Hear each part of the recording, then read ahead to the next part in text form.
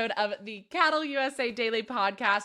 Happy Monday, everyone. Today we are again bringing you guys your weekly weather report with Gary Lezak and the Weather 2020 team. So today we actually we stay on track today, and we talk what we're seeing this summer. We talk drought patterns. We talk Gary's team just put out their hurricane press release last week. So we talk that. We talk wet trends, dry trends, all the things, honestly. And we are just absolutely on one and bringing the energy to you guys on this Monday morning. So without further ado, let's go ahead and get into the episode with Gary and chat what we're seeing in the weather this week. Gary, happy Friday. Welcome back to another episode of the podcast. What's happening in life? What we talked last week, but I feel like I've lived a few hundred lives maybe in the past week. So it feels like it's been a little bit longer than a week, but how's life? How are you?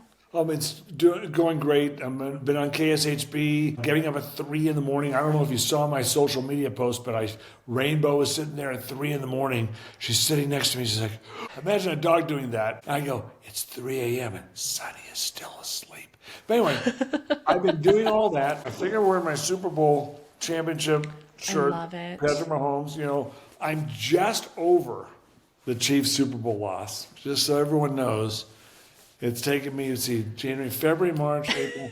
It's taken me 4 months. And I think I'm over the loss. And so now it's on to next year. So Get your eyes set on the fall. Yep. So, and of course, I've been studying the weather. The weather pattern is right on schedule. I just looked today before our meeting. We are in now, Lauren, the 6th cycle of this year's pattern, okay? It has just started in the last couple of days. So the weather pattern that we are all experiencing began on October 5th, 6th, or 7th. If you're new to this, and I'm still new to this, even though I've been doing it for 40 years, okay? The sun sets at the North Pole on September 23rd. It's twilight there for a dozen days. Here, it's twilight for an hour. But at the North Pole, the sun's setting forever. It finally goes below the horizon, and it takes 12 days for it to finally turn dark. That is a tremendous energy transfer that happens at that point from September 23rd to October 5th, and then culminates when it goes dark. And that's when the LRC, the cycling weather pattern, begins at day 1. This year's pattern is about 41 days long, close to 6 weeks, which is 42 days, okay? So 41 is the average. October 5th, you do add in 41 days, you'll see that the first week of May is cycle 6. And I lined up cycle 1, 2, 3, 4, and 5 in that river there above us, showing at 18,000 feet up. And I was able to, just last night, line it all up. I can clearly see it. I can showcase it. And I'll probably show it next week. But the pattern is right on schedule. So with all that said, the drought conditions from North Dakota, South Dakota, Nebraska, Kansas, in the winter wheat areas, as you move east towards the Corn Belt, and the big Corn Belt from Iowa, Missouri, southern Minnesota, eastern parts of the plains into Indiana, Illinois, Ohio, the drought has been shrinking. As we predicted, there are still pockets that are dry, and they're consistently dry. Many areas have gotten just enough rain, and it was timed right, so a lot of people got their crops planted in the last few weeks, and we had timely rainfall, so it's good. Going forward, it's looking bullish for corn to have a bumper crop in many areas, but there are pockets that are still concerned, and there's still a couple things that can go wrong. What can go wrong? So, Lauren, that's my opening statement. Is that making sense? Yes, it absolutely is 1,000%. It's so cool to see things come back around, and you say 2 weeks ago that like, hey, this is what we're gonna see. This is the cycle's about to start over, and then here we are. The cycle's starting over. We're in cycle 6 now, and just what we're seeing. Can you elaborate a little bit more on that last statement that you just made? Yeah. So what can go wrong? If you've been following along this whole time, and you can see how to do so on your screen, you can see how to get our products. I do a weather intelligence report every Tuesday, and during the hurricane season, I'll be doing a Tuesday update and a weekend hurricane update here soon. More on that in a second. We've been consistent talking about a phase 1 part of the pattern and a phase 2 part of the pattern. Phase 1 is where storms drop into the western part of the country, spin around, come out into the plains, produce more widespread rain than phase 2. In phase 2, they come in across Montana and North Dakota, drop down to the Great Lakes, and the Corn Belt is mostly drier, mostly. Although in June, that could be wetter because sometimes thunderstorm complexes start moving. The moisture gets a little bit higher up and they can come in. So we are now going into the drier part of the pattern. So don't be shocked. In the next 2 weeks, it dries out in many areas. Hopefully you got your crops planted already. And then late into June is when we go back in to the phase 1 part of the pattern. It could be as early as May 20th, May 25th. But right around then, in that last, it's only 2.5 weeks from now, we'll go back into phase 1. And I'm forecasting, the LRC model has been forecasting a rather wet ending to the season before summer gets here.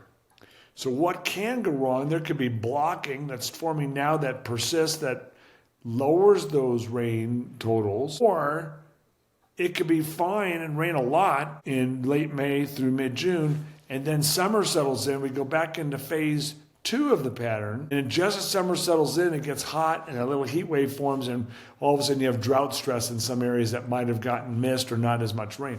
So there's things that can go wrong, and we'll be monitoring them. When will there be heat waves? How long will they be lasting? Is there a chance of a major heat wave that lasts longer than 7 days and really gets hot and causes problems?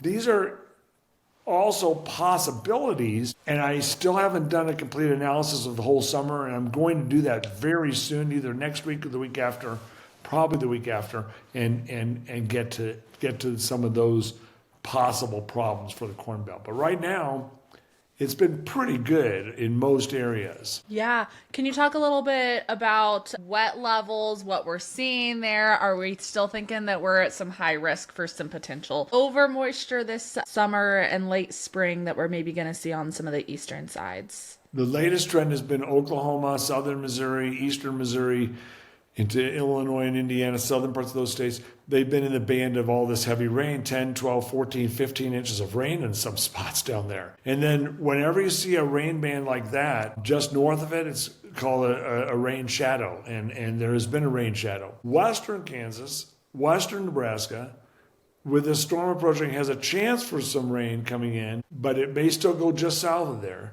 in the next 5 days. And then we're going into that drier part of the pattern. But that's been the trend, Lauren.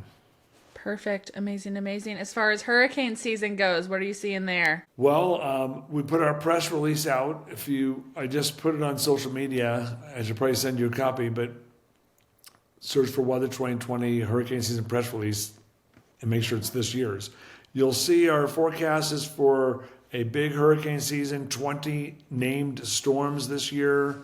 17 to 23 is our forecast. Weather 2020 has been the #1 hurricane forecaster in the world for the past 3 years, as shown by data from the Barcelona Supercomputing Center that tracks these things.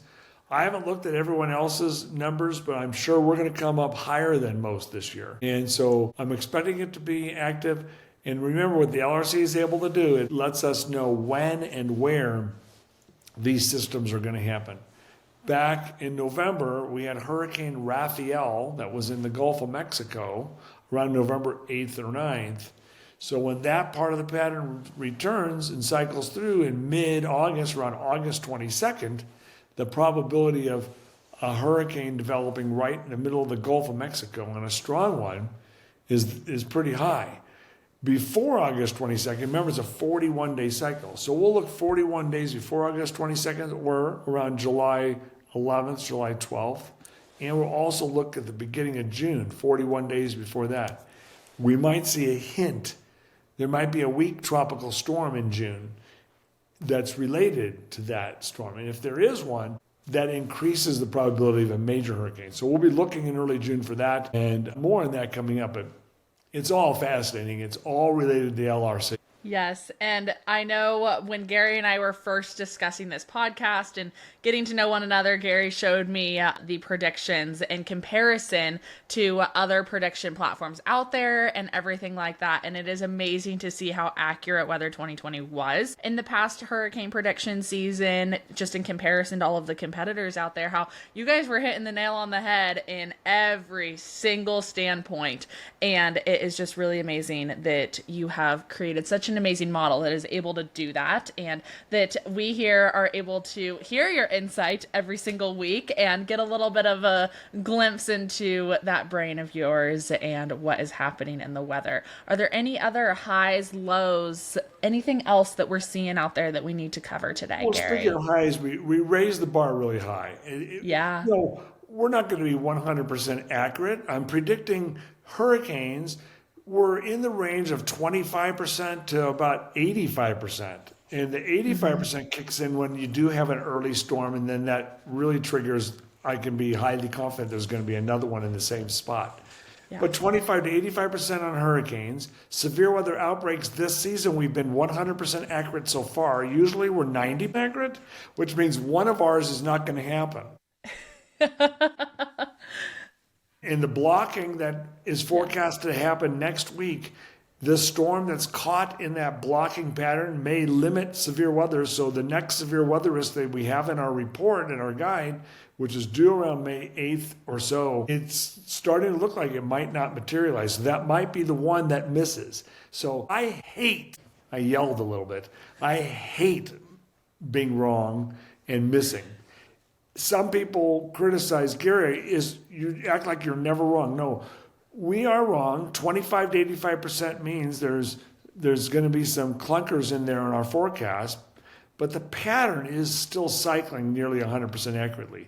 Our forecast, as we learn more each year, get more and more accurate. However, it's far from perfect. I do raise the bar a lot, so it's not going to be perfect, but it's accurate enough where people listening, you guys right now, you farmers, Cattle USA, you can rely on these forecasts enough to make very smart decisions. Yes, you absolutely can. And if anyone listening to this is like, yep, I need to get in on this information. I need to see when we're going to be able to get in the fields in the next few weeks. I need to see when what harvest is going to look like, all of that jazz. Head down to the show notes. We've got our Weather 2020 exclusive Cattle USA partnership link down there for all of you guys so that you can check it out. See, it's really awesome what Weather 2020 team is doing. I know Gary and I come on here every single week and we talk about it, but it's really cool to get on their website and actually see what's happening and all of the models that they put together and everything like that. So make sure you head down there, you go check it out. And as always, Gary, thank you for your time today. I hope you have a great rest of your Friday. And you too. Woo! We love it. And to all of you listeners out there, you're hearing this on Monday. So again, we're hoping that our Friday energy is coming and shaking off a little bit on you and that you have a great rest of your Monday and a great week. As always, like, subscribe, rate, review, and we appreciate you here at the team for doing all of those things. Have a blessed week. We will talk to you all tomorrow.